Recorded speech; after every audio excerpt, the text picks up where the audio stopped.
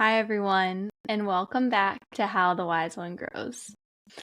Before we get started, let's just take a moment to settle in and land here together with 3 deep breaths.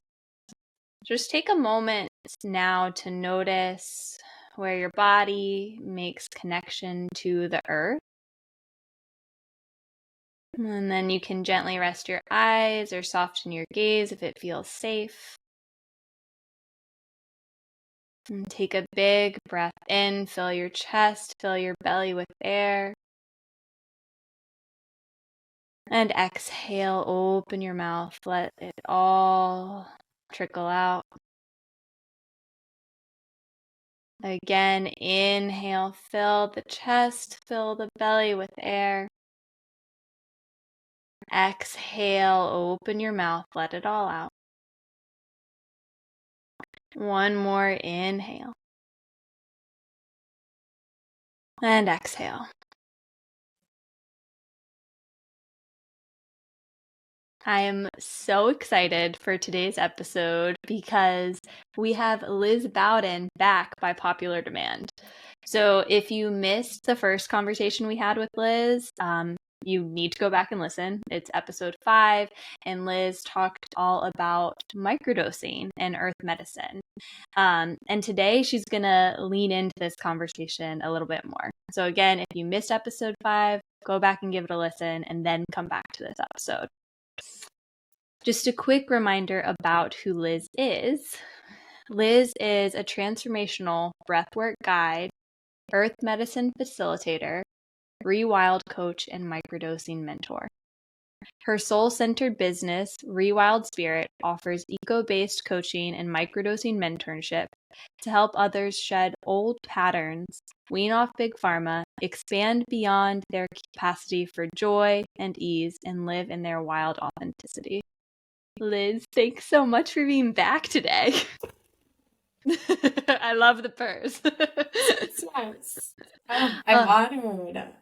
I am so excited because the other day Liz and I were hanging out and talking, and you were telling me all about this workshop that you teach on rewriting our history of mushrooms, and just by how much people loved your first episode and how much I've connected to learning about earth medicine and working with it. I'm so excited for you to share about this story with our listeners today. Me too. Should I just dive right in? I think you should just dive right in. I'm ready for it. I'm just ready to soak it in. Yeah. So let me just frame this a little bit. Everything that is about to come out of me and be channeled out of me is actually this beautiful workshop that was pieced together over many years of living in the jungle, living off of the land, and being taught and learning under really beautiful herbalists and wise women and how they interact and have a relationship with medicine and what that means for them and the earth. And so I also want to say everything that I'm about to say is also a story, just like anything else, right? And it is Liz's story and Liz's picture of the history of mushrooms and how we treat the earth and use medicines. And so to just have an open mind, right? Just an open, curious mind about everything that I'm about to say, which I hope we do anytime any human tells us anything, right? Because it's always coming through a frame. It's always coming through a filter. And I just want to rewrite and retell the story of mushrooms, which can also be known as the psychedelic mushrooms, as they've been painted in other ways in the past. And a few guiding questions for this particular transmission, if you will, or workshop on mushrooms that I like to ask. One is, if we were to zoom out and look at the universe and look at the world right now, what do we think would be an answer for all of us, or a medicine that we could all really use right now. What can we as a collective community, what do we need right now in this particular moment in time? And the other question is, what does the feminine mean to us? And how does that play out and express itself in our lives? For me, the feminine has a lot to do with, it's not just female or woman. I definitely see the feminine in everything, right? And it's more about slowing down and softening and listening and observing before acting, right? And this is just to kind of bring us into the beginning of this workshop. And so I'll pause there, and I'll move now into a quote that really was a magnetic moment for me, where all of these little points came together and made like a big whoa moment in Liz's life. I was at Punta Mona, which is an amazing permaculture center in Costa Rica, living off the land, living in community. And one of my teachers and dear sisters, Sue's, held a health sovereignty workshop. And this is the first time I've ever heard of the word health sovereignty, or this phrase.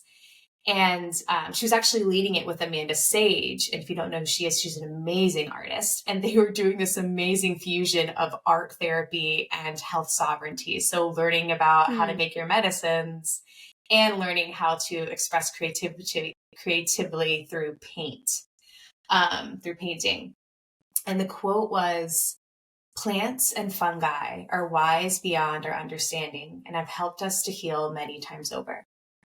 Reconnecting with this takes the intention and willingness to remember that we have sovereignty over the decisions we make for our body and spirit, to remember that medicine can bring vitality rather than treat illness, and to remember that the plants, fungi, and microorganisms are allies willing to support our health journeys."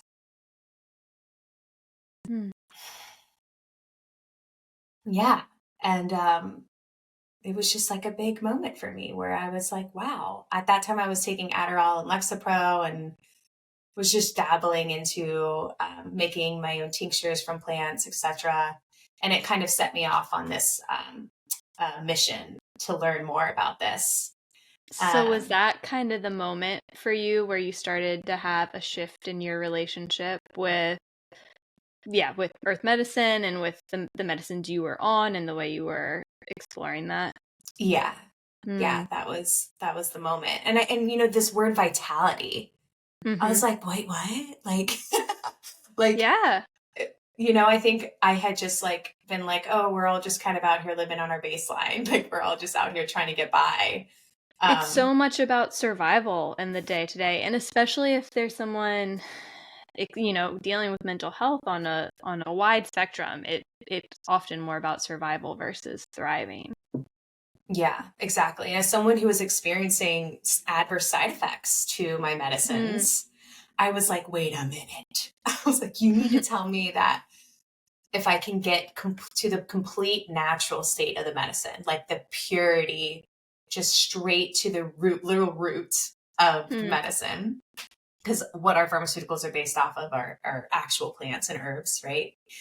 If I can get to that, then and this is like before this was Liz's first thought, then I am able to have an interaction with something, receive something that won't have these adverse side effects, and will not only support me, but will heal, actually heal, so that I don't even need the medicine, so that I can thrive and not have to feel like I need this. Because before it was such a dependency. It was like, I can't be Liz unless I have this. Like, everything's fine as long as I can take my Adderall in the morning, and I was just like, woof, that's a tough relationship to be in with something. Yeah. Right. And that's even evolved now as I understand, like, it's all about relationship, and that relationship doesn't necessarily need to be like a certain substance as much as like even just breathing, right? Or just with myself, right? Like, am I in my body right now, before I like reach for the substance or anything else. So it's ever Yes. evolving. Yeah. I think that's such a key component, like how you're starting this conversation today, of having awareness of the stories we're coming into this conversation with, like the lens we were taught and to view the world and see this topic, having awareness of that. And then this awareness applies to everything we do. Like anytime you're reaching for something, taking that pause and what is my intention? What is the relationship I'm having with myself in this moment and this other thing before me as well? Mm-hmm. Yeah, that sacred pause, that Mm-hmm. that observation before just, doing, Yeah. that building of the consciousness before just acting, right? Mm-hmm. Which is empowering. It's so empowering to be able to come to that space. Yeah. Yeah, now I think I'll move into the history, and I think it's important that we know about the history, um, for a few reasons, but it just gives a lot of context. Um, so we know that mushrooms have been used or have been, I shouldn't say used, right? There's like these Mm-hmm. words, noticing the English language here. Yes. Right? Like a lot of indigenous languages, it's verbs. It's not even Mm-hmm. nouns. Like they're not even things to be owned. It's a way of being. Mm. So interesting. That's a page from Robin Wall Kimmerer, Braiding Sweetgrass. Mm. But yeah, so we've had a relationship with mushrooms. And as far back as 5000 BCE, so we're talking 7,000 years ago, Neolithic times, and we know this because of cave drawings. The first recorded use, or the first recorded relationship we know of with mushrooms is from an Algerian cave drawing. And we also have cave drawings in Spain, which I get really excited about because I have Spanish heritage. And so through these cave drawings, we know that our ancestors have come into contact with mushrooms for a very long time. We know in Guatemala around like 1500 BCE, they had beautiful mushroom ceremonies, and mushrooms were known as teonanacatl, which is flesh of the gods. Mm. We have the Rig Veda, which is an Indian drink, or the soma, which is the drink, which not necessarily, I don't think it was necessarily mushrooms, but it was some form of a psychedelic. And we have the Amanita muscaria, from the Chukotka people of Siberia, which is like the Amanita muscaria is the emoji that we see on our phone. If anyone Oh, doesn't the know little that. mushroom Yes, emoji we it's a see. little mushroom emoji. It just always reminds me of like, what's it called? Like Game Boy, Mario Yes, Kart, like that. yes, exactly. Yeah, yeah. And these mushrooms were used in a shamanic way, in a very like ritualistic, ceremonial way. Moving on, we have the Greeks later on in history interacting with mushrooms, 2000 BCE this one was ergot, which is a fungus. And ergot is actually LSD. It's like the thing that activates what LSD does. Mm. But what that actually is a fungus that grows on wheat. And so we have this, we know about this drink called the kaikian that was used in these, I've heard these, they're called the Eleusinian mysteries. And they were once called the Greeks back then, like their Burning Man. What would be our like present day Burning Man is what I've one time heard it referred to as, and I thought that was hilarious. Because these Eleusinian mysteries during this time was when leaders from all over would come and they would talk about like how they were going to lead for the rest of the year and different things like that would come up around theater and mathematics and science. It was like a summit, but there was also a lot of partying. And one of the main drinks was the kaikian. And before we just thought that it was alcohol, right? They were just getting really drunk and having a good time. But now there's this amazing book what is it? The Road to Elysius. And it talks about the connection that we now find in the artifacts. Like we found the old cups of the Kaikian, and we found like proof that it actually had ergot in it. So we find that it wasn't just barley, but it was had barley that was contaminated with ergot. So they were actually perhaps tripping, like, you know, They a think little they're bit just like higher. having a beer, but they're going on an adventure. And I think like there was probably a whole ritual around this, right? There's probably like a whole ritual to ensure that the ergot was growing, like, you know, because I'm sure that they stumbled upon it and then they realized what happened and then we're like, oh wow, and then then it was intentional. Yes, and it kind of became a part of the creation of the Kaikian, right? Because if you can imagine, like, you know, having that experience versus being drunk, you're probably going to be like, wow, this is profound. Anyways, through the Eleusinian mysteries, this is all just, again, stories, right? Through these, you know, big summits, if you will, they were highly regarded. Like these gatherings, the Eleusinian mysteries, were one of, if not, could be one of the most important events that happen during the year. And from these, you know, gatherings, we find things like philosophy flourishing, mathematics, new ways of thinking about science, democracy, like huge foundational pillars to our current culture. So again, just noticing like how some of these earth medicines were used back when we go back in history.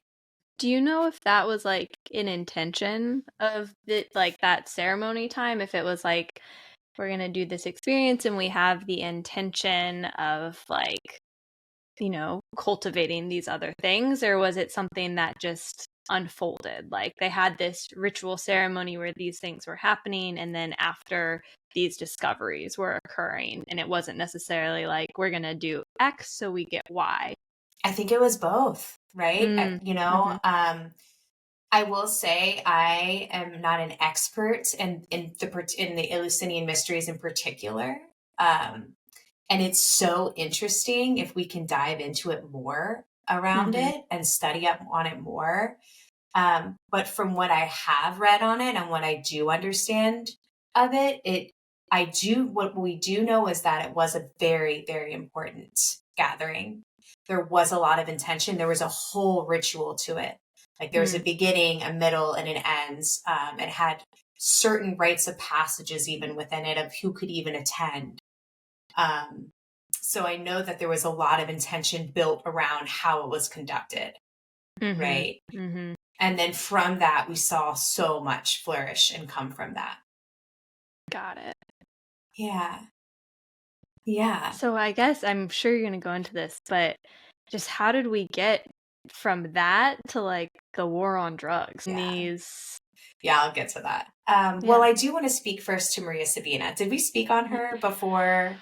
I think you might have mentioned her name, and I've looked into her on my own since, so I would love for you to speak to her. And she is a big component to that question as well. So we find out about this beautiful priestess and curandera named Maria Sabina. She is a Maza Azteca priestess and curandera from Mexico. Oaxaca, Mexico, to be exact. And we find out about her through Gordon Wasson, who is a Life magazine journalist. And what people don't normally know or say is it was actually his wife that tends to be that way, doesn't it? Yeah.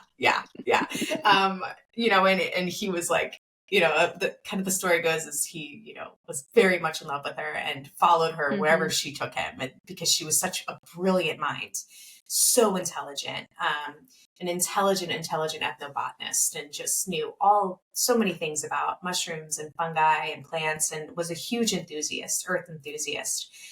And she found out about this priestess in Mexico conducting baledas, which means like healing vigils to commune with God and experience enlightenment through the use of psychedelic mushrooms, through the use of psilocybin.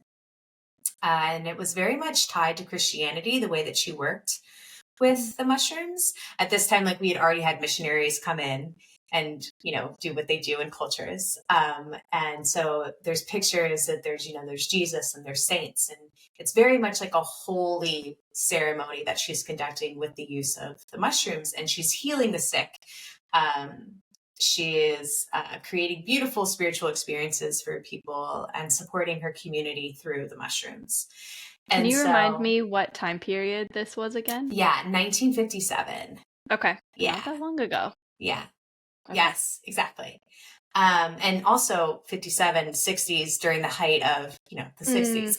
Mm-hmm. Yeah. Yeah. Mm-hmm. Yeah. So she's healing people. Yeah. So actually a quote, and this is not a direct quote, this is a translation, but she says the Niños Santos means little saints, which is how she endearingly called the mushroom. So if you hear people call mushrooms Niños Santos, it's in reference to how Maria Sabina would name them. So she says, the Niños Santos heal. They lower fevers, cure colds, and give freedom from toothaches. They pull the evil spirits out of the body or free the spirit from the sick. So Gordon Wasson, being the journalist that he is, decides to go down and meet Maria Sabina. And Maria Sabina, being the beautiful priestess that she is, lovingly welcomes him in, as she does anyone who shows up at her door. And he does a whole story on her and her visuals and does like whole documentation on it. And he publishes this article in Lifetime magazine. And the thing about that is, I don't know if there was permission, right? And I don't even know if she would even know how to get permission to this, right? So this is published out during the 60s. And next thing you know, we see waves of people from the States coming to experience Maria Sabina. And we're talking a small little village with little to no infrastructure that has, just enough to support their community, all of a sudden receiving all of these foreigners. So Westerners are completely overwhelming. Yes. This little village. Yes. And it's a lot. At one point, the authorities are like, why are you serving these Westerners drugs? And she is, of course, like accepting everyone. And she is saying, like, I can't deny anyone. If they would like, then I'm going to get, like, she's just doing what she feels is her duty. And there's just like all these people coming in, and even like big names, like, I think like Led Zeppelin even, and then he talked about it, and it just kind of became a popular thing. And here we are again. Like, if we can kind of just zoom out and look at what can happen. And, I don't want to demonize anyone here, or I don't even feel, I think like casting blame, even on Gordon Watson, is a part of the problem. I think it's more of understanding what happens when you have really hungry, like culturally hungry people, right? I think it goes back to kind of how you started this conversation too, when we looked at the word use. Like, again, we're using this thing versus seeing that there's a relationship with it. And we use things and approach it from this Western approach of take versus having that wise relationship with people, with the earth, with everything. Yeah. And so, Maria Sabina eventually gets outcasted from her community. At one point, her house gets burned down. Like, it's a tragedy. It's a full-on tragedy what happens to her. A quote, again, translated is, I realized the young people with long hair didn't need me to eat the little things. Kids ate them anywhere and anytime, and they didn't respect our customs. And this just kind of shows, again, what happens when we are a part of a transactional society, a transactionally based culture, right? Tragedy happens, right? We lose respect. we don't know how to be in relationship with things. And so, yeah, I just like to speak to Maria Sabina because first off, we wouldn't even know about mushroom ceremonies or this custom at all if it weren't for that article being published. And also just like a warning of like, this is what can happen when we come to the table starting. I was listening to this podcast with my teacher and sweet sister, Laura Dawn. She leads the Psychedelic Leadership podcast, and they were talking about rituals. I'm blanking on his name right now. We can maybe put in the show notes, but he was talking about how cultural appropriation, and this is what happens when like you come to the table starving and you're just like eating and eating, you're just taking and taking. And like, how can we come to the table with an offering even, you know? Oh, that's a great reframe. Yeah. And I think that's so important that we name that context today, because especially in the West, as psilocybin is becoming more, I guess, like accepted medicinally and like in the therapy space and whatnot, really being intentional about how can we not appropriate, which, I mean, we are, but how can we do it, I guess, in more of a relational way? What offering can we bring? How can we do less harm in this? Yes, exactly. Because we all need, I mean, we have a desire. It proves that we have a desire to have customs and a culture that we love and rituals and meaning making. Like we all need meaning making. Like you don't want to be depressed, right? We'll have meaning making involved. We all have this like desire, and it's a necessity, right? Of being human to have these customs.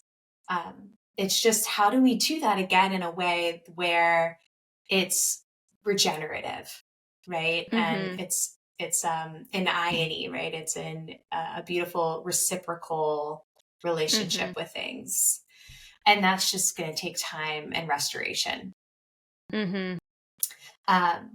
And so the main takeaway that I have from the cave drawings and learning about Maria Sabina and learning about other ancestors, I also just want to say that mushrooms can be found, or psychedelic mushrooms can be found all over the world, which means that all of our ancestors came into contact with them, right? So like, unlike, things like ayahuasca and other psychedelic earth medicines, it's safe to say that all of our ancestors at one point in time came into contact with mushrooms, which is so beautiful and amazing, right? And like, I always think about the mycelial network and how, it's the World Wide Web. It's the big connector of everything. And like, I see that within all of our ancestors. Like all of our ancestors' intelligence and minds were at some point connected through this one thing, which is mushrooms, fungus.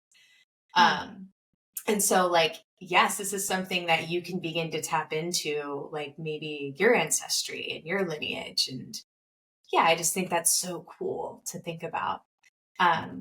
And one of the main takeaways is our ancestors interacted with these in ceremony. And in these ceremonies, it wasn't just like, I'm going to take this and maybe something will happen. It was very intentional. And they went into ceremony to receive wisdom from the earth. They went into ceremony to become better ancestors, right? They went into ceremony to become better community members, to heal, to learn, to expand, and also to learn how to play and be a human, right? And how beautiful is that? And then we get Nixon. And then we get the war on drugs. So if we go back to Maria Sabina, we have this big influx of people. Everyone's like, oh my gosh, the mushrooms. We've got like the Grateful Dead going. We've got just everything that is the first wave of psychedelics in American history. And it is so not rooted. Like there are no, like integration wasn't even a thing then, right?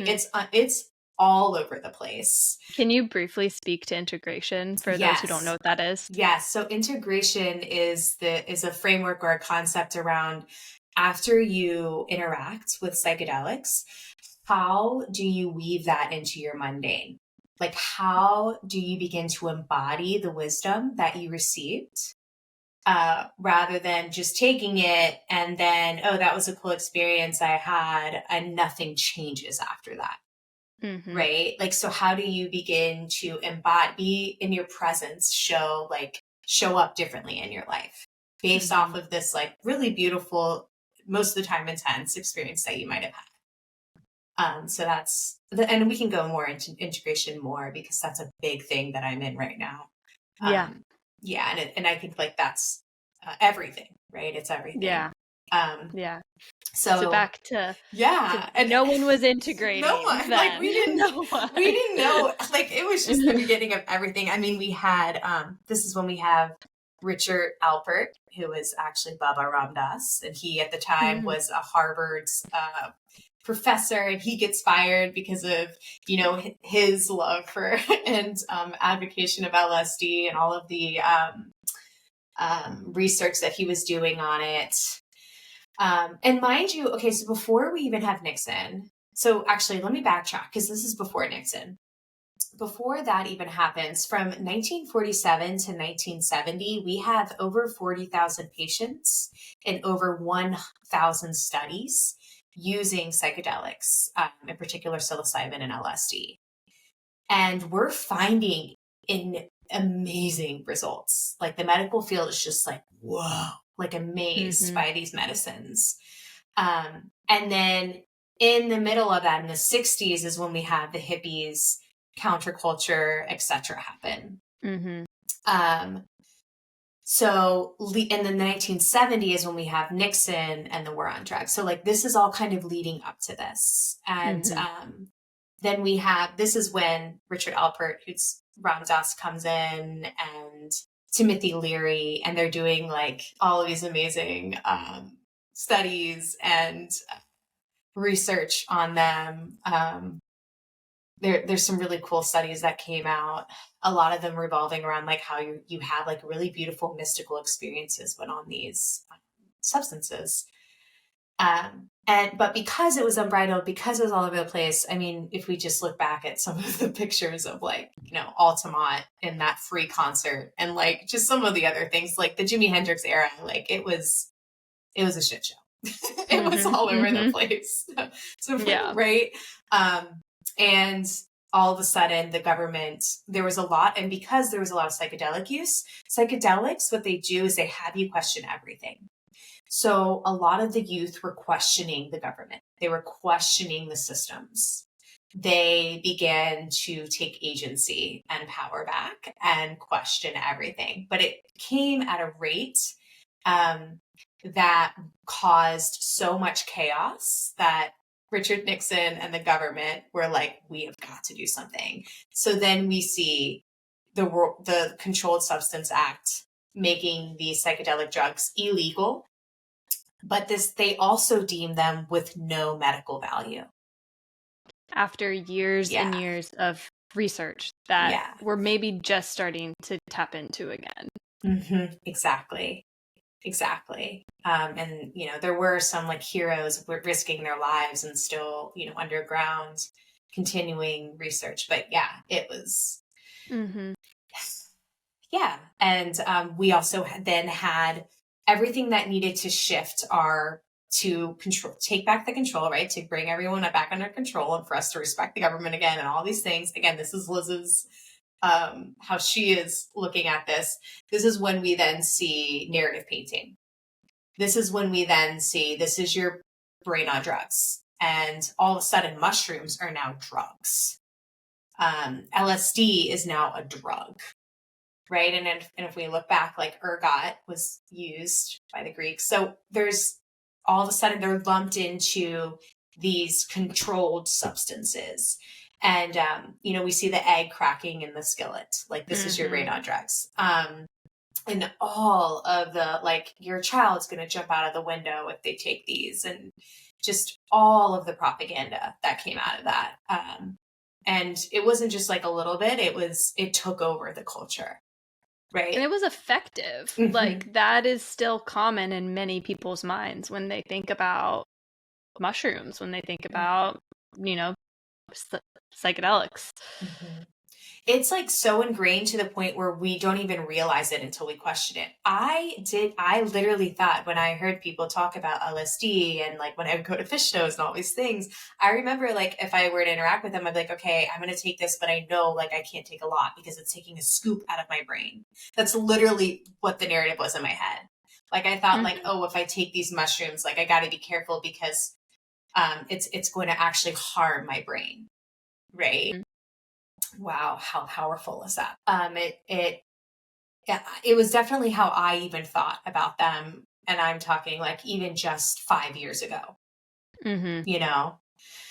Um, and it wasn't until I did this dive where I was like, what? Like we were completely like I felt lied to. I was like, what is going on? I also want to note this. So in 1992, this is later down the line, we also have Terence McKenna's stoned ape hypothesis, which I find so interesting.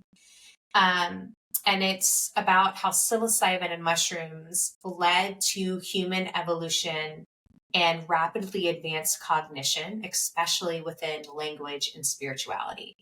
And this hypothesis was formed to explain, because we have this unknown explanation and event that's happening. If you study evolution, you learn about how the human brain, somehow, we don't know how, tripled in size in just 2 million years.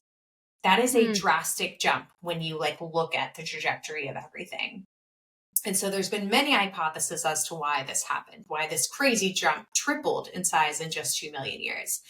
And Terence McKenna then comes up with this. It's from, because this also happens to coincide with the time when hunters and gatherers are interacting with mushrooms. So it's super interesting. And I loved learning about this because then when I read the Road to Elysius and learned about the Greeks and how, you know, we have philosophy and education, all these things, and how they may have been interacting with ergot, which is, you know, what we know as LSD. I find that super interesting, right? Like this brain enhancing and expanding substances used for human evolution. Like, wow, how powerful is that? Yeah, and we can even like go into how LSD is actually the foundation of SSRIs. It was actually, what are SSRIs? SSRIs are what a lot of people are prescribed for things such as anxiety and depression. Yeah, it's like the first line of action for most doctors and in the medical field as of right now in the Western society. I'm hoping that story changes, but that's the go-to. And yeah, and that's something like, yeah, you can feel into, but again, there's a lot of repercussions when we all of a sudden deem something that was once so sacred now like a problem. There is a lot of fear still around these medicines. And I mean, I've sat with these medicines in ceremony and outside of ceremony, and there is still an amount of anxiety and fear before going in, right? And that's a healthy form of respect that I have for these substances. And yet, like, I really hope we can all start to begin to dismantle some of the fear that was built around fake science and just like not, you know. Yeah, I think that's agenda. Really important to name, is that like as we're debunking things that we were taught and understanding what is and isn't true, it doesn't mean that like everyone should just take psychedelics all the time and be totally nonchalant about it. Like, you do need to have respect for it, and they are powerful. So being really, really intentional about the use and the way in which it's used, and not just like nonchalantly and recklessly and harmfully using substances. Yeah. Right. And again, like, how can we come back to the ancestral way of working with this medicines in a spiritual, sacred, intentional way, right? Because we all saw what happened with the first wave of psychedelics, right? It was just insane. You know, we had a lot of harm actually done because there was no frameworks. There was no there was no talk about like set and setting.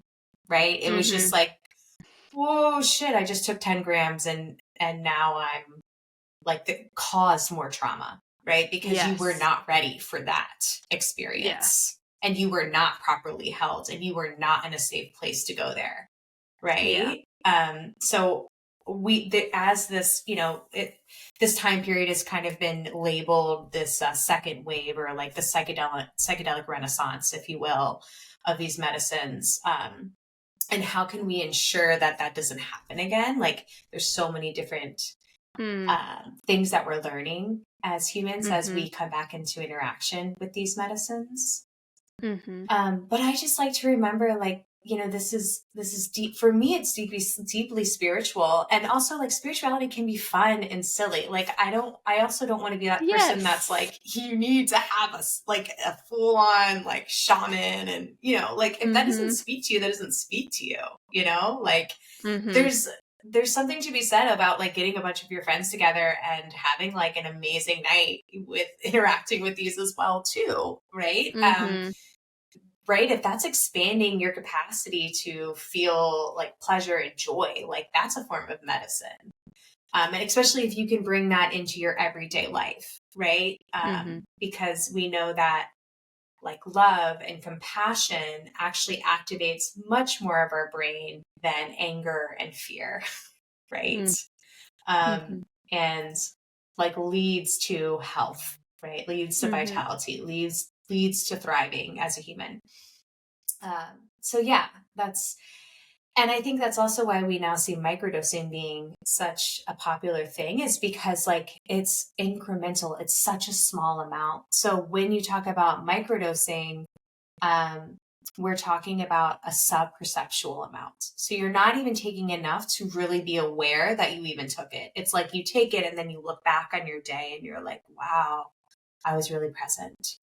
And so it's almost I like, think you described it to me as fairy dust. yes, And it's fairy like, yeah, it dust did feel sparkle like throughout fairy your day. dust. Yeah. Yes. Again, going back to Maria Sabina and our culture, we're in a culture right now that just wants the one and done.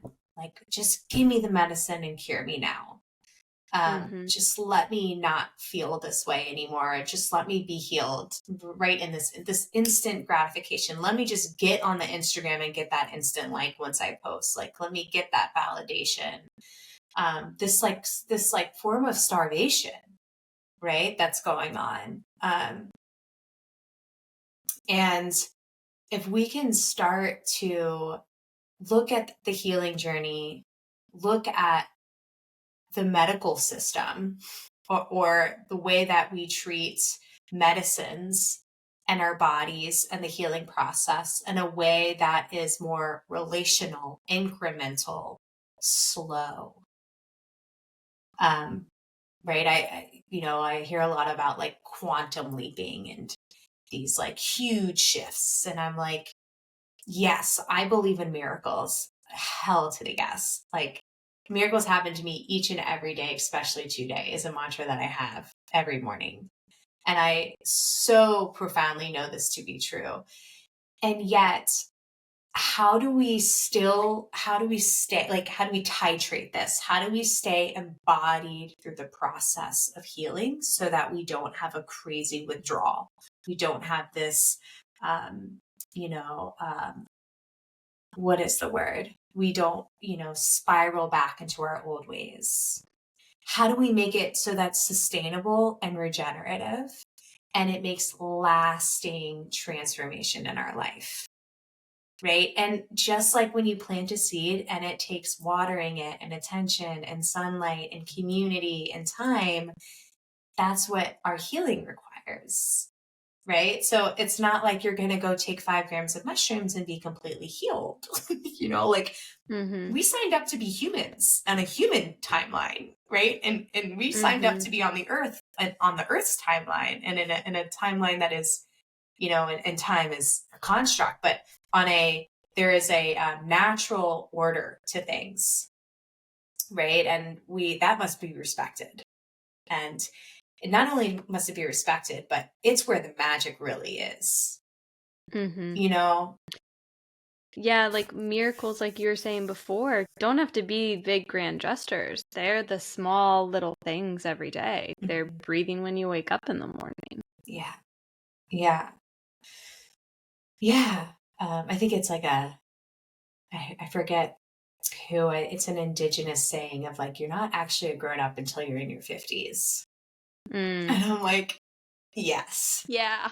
yes, right? Agreed. Like, can we And just, then I feel like you ah, start getting young again. I feel like mhm, the older you get, the more playful you should get. exactly, exactly. And so that's why I really love working with microdosing is because Mm. it kind of requires us to like, so how much can we slow this down?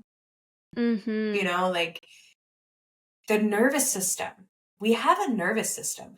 Our human bodies are built with minerals and cells and atoms, and it has like a divine structure to it. And again, it follows a divine order. And for things to actually land, for integration to actually happen, for change to actually become a part of our DNA, it requires like a certain process, right? And it takes it takes a pace that Mm-hmm. we can really embody, right? Just this word embody is really big for me because, you know, one of my dear friends has a lyric in its song and it's like fully risen or fully rooted, fully risen. And or it might be fully anchored, fully risen, but I say deeply rooted, fully risen. Mm-hmm. And it's just this idea of like, how can we remember so deeply that we are humans on this earth and we have chosen to be human, and there's so much mud and ickiness and and angst and anger and tears and frustration, all of it's here, and like pleasure and all the things that Mm-hmm. come with being human. That's amazing. And we have the freaking cosmos, and we have this spiritual connection to source, and there's angels always around us whether we can see them or not, and we have Mm-hmm. like this like spiritual realm and this like divinity to us. And how do we stay anchored while experiencing that and weaving that into everything and finding that like middle ground, you know? Like Mm-hmm. that to me is integration, right? Yes. um How can we hold the opposites, right? yeah. That's wholeness. And I think we are often taught either or, Hmm. but like wholeness, our existence, to me, yoga union is that embodiment of both, of the juxtaposition of everything in every moment. Hmm. Exactly. um yeah. Yeah, there's so much we can say about that. I'm a part of many beautiful groups in the psychedelic arena. Um, and, I do see how there's just ceremony after ceremony happening and all of these outlets going on. And there's like just this big wave. Um, and I think what I mainly like, I said this on someone else's podcast. I don't even think that everyone is meant to be taking these, right? No, Yeah. no. Yeah. And I think that just speaks to the fact that, again, something that I truly believe, like when I'm interacting with mushrooms, I'm eating the earth and I am the earth, right? Like humus, like the Latin root of humus, which is soil, is human, which is humble, right? It's like all the same thing. I come from the ground, I am the ground. And therefore, when I'm interacting with something that is of the earth, I'm interacting with myself to some extent. And so it's just highlighting and activating wisdom, gnosis, this wise inner knowing that I already know. It's already within me. Mm. It's just shining a big old flashlight on it. And sometimes it's such a bright light, it can be so extremely overwhelmingly beautiful that it brings me to my knees in awe. And I'm like, wow, how could I have forgotten? Like, here I am. Mm. Wow. Um, and a lot of it doesn't, like, can't be said in words. English just doesn't do it. And I think this is, so going back to this question of, what does the world need right now? What is our medicine? A lot of it for me is a resurgence and a reharmonization of the feminine, of weaving back in the feminine into our lives, right? I affiliate the earth as the earth has both elements, masculine and feminine. But I see the earth in general, the land at least, as the body, as the feminine, and then the head more of like the masculine. And how can we make this long journey back, another Native American proverb, how do we make the longest journey from our head to our heart? Like, how do we take that journey back down to the heart, back down to the body? We have become so head mind based, so controlling. It's like everything, we have to have a plan. We have to know everything. And we have slowly lost the knowing of our body in that process. Or we have deemed it not important, or like, that's like animalistic and primal, and that on the hierarchy, that's not as moral even as what you can do with educational things through the mind. Does that make sense? That was the first time I've ever been to something like that. Wow.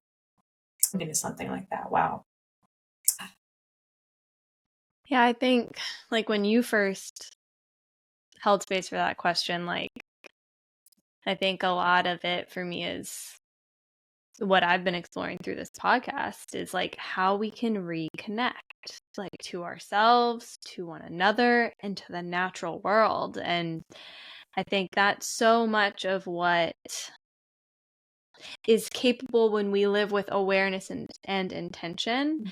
And I think mushrooms are a part of ourselves that, like you were saying, like it mimics the serotonin. It's not changing anything. It's not adding anything new, but it's just saying like, remember this, like, and I think what we are in deep deprivation of and need in the world today is that reconnection of our relationship with the earth.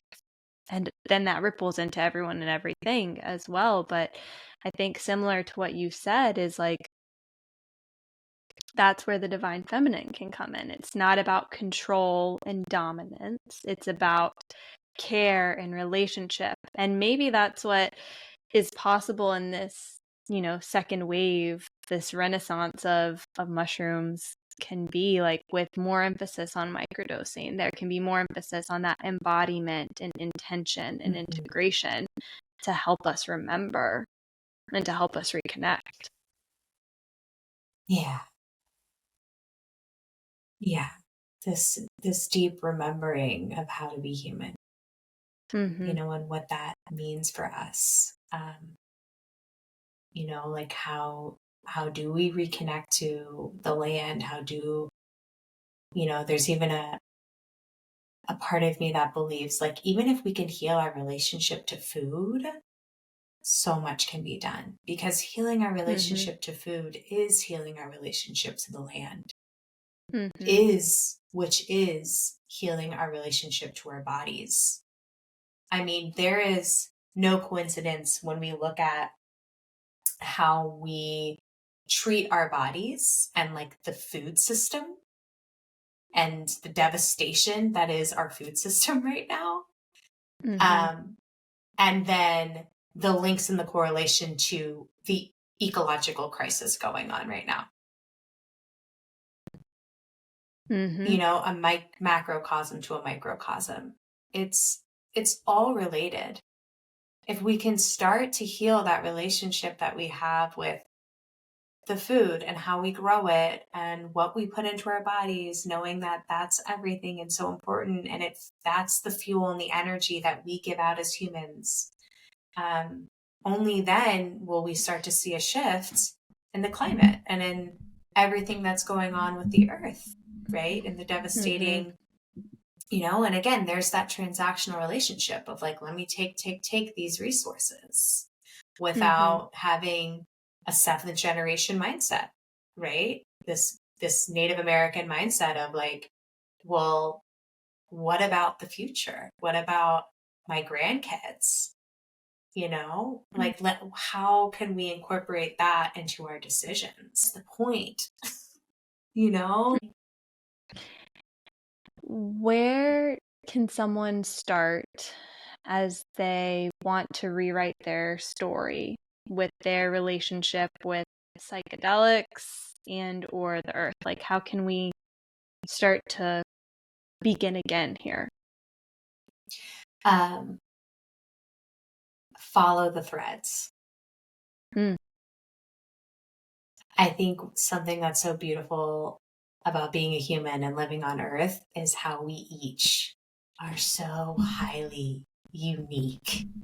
Like we each have such a beautiful, like I'm imagining like all of these different mandalas. We each have such a beautiful, unique code and blueprint and frequency as a human that was weaved by many, many ancestors' hands, like and many different experiences you had as a human.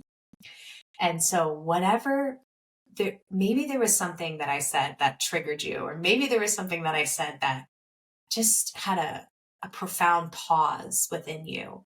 Follow that, like whatever that is. Like listen to those little tugs that kind of like stop you in your tracks. And then just take that one step at a time and see where it leads you. Follow the threads. Thank you so much for that. Yeah. Thank you so much for all of your time and wisdom that you shared with us today. For those who found a thread that maybe they want to continue to connect with you, do you mind sharing about? I'll have all your stuff in the show notes, so just ways people can support you and your work. Yeah. So my website is rewildspirit.com. On the Instagram world, I'm Liz, the letter B, Wilden. I also have rewild.spirit as an account.